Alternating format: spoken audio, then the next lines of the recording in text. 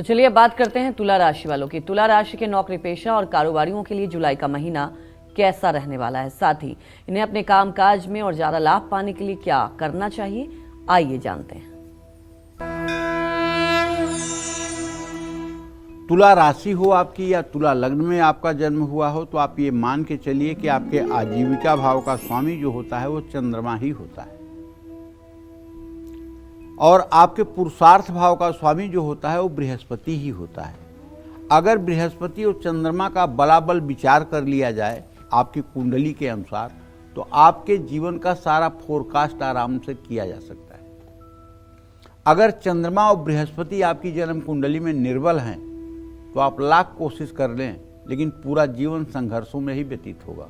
और ये दोनों ग्रह अगर ठीक हैं तो चाहे आप जितनी लापरवाही कर लें सफलता आपके कदमों में रहेगी, क्योंकि ग्रहाराज्यम प्रयक्षन्तिम ग्रहाराज्यम हरन्ति च ग्रहैर्व्याप्तम मिदम सर्व त्रैलोक्य सचराचरम। ये ग्रहों की लीला अपरंपार है।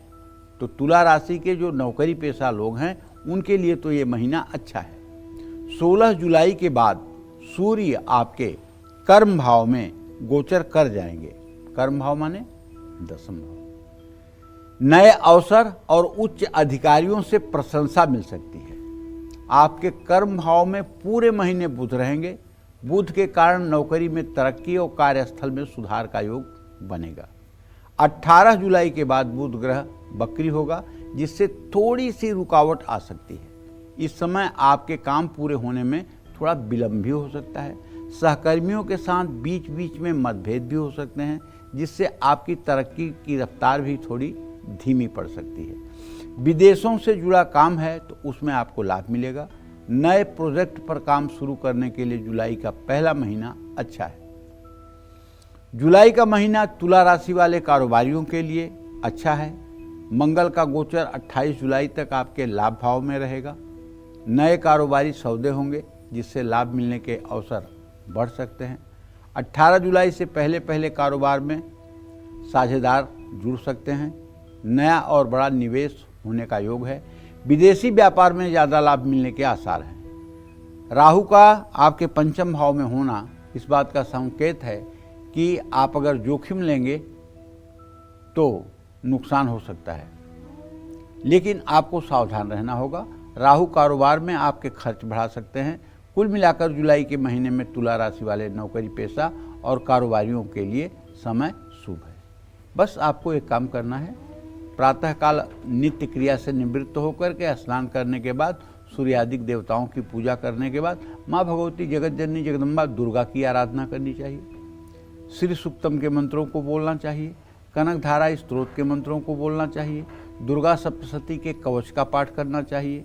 हो सके तो अगर आप शक्ति की उपासना करते हैं और गुप्त नवरात्र का समय चल रहा है तो दुर्गा सप्तशती में जो मानस पूजा है उस मानस पूजा को भी आपको करना चाहिए। जैसे जैसे मानस पूजा में लिखा हुआ है वैसी वैसी मन में कल्पना करते हुए आपको जगत जननी जगदम्बा राजराजेश्वरी माँ दुर्गा की आपको मन में पूजा करनी चाहिए। इससे बात बन जाएगी। और अगर ये अभ्यास आपके जीवन में परमानेंट हो गया, हर समय के लिए हो गया, तो चाहे ग्रह जहाँ जाएं, चाहे ग्रह जहाँ आएँ, कुछ आपका बिगड़ नहीं सकता है, ये गारंटी है। ये ग्रह उनको परेशान करते हैं जिनके ऊपर जिनके इष्ट की कृपा नहीं होती। अब जिसके ऊपर भगवान राम का हाथ होगा उसका ये सूर्य शनि क्या बिगाड़ेंगे, आप ही बताइए।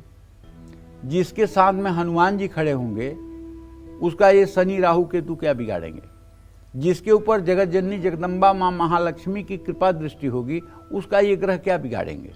ये ग्रह तो उनका बिगाड़ते हैं जिनके साथ किसी इष्ट की कृपा नहीं है, जो स्वयंभू हैं, जो कहते हैं this is my responsibility, this is our duty, ये हमारा कर्तव्य है, ये हमारी जिम्मेदारी है, ये मुझे करना है। अरे पंडित जी 2 बच्चे कैसे करूं, 1 बच्चे की परवरिश नहीं हो सकती। ये सब बात बोलने वालों को ग्रह परेशान करते हैं। और जो लोग ये कहते हैं सब प्रभु का है, सब प्रभु करेंगे, सब प्रभु को ही करना है, हम तो केवल प्रभु के खेल के एक उपकरण हैं, एक खिलौना मात्र हैं, वो जैसे चाहें वैसे रखें। अगर ये विनय भाव आपके अंदर रहेगा तो मैं विश्वास के साथ कह सकता हूँ ग्रह कुछ नहीं बिगाड़ सकते। आप विश्वास करिए। जय मां विंध्यवासिनी।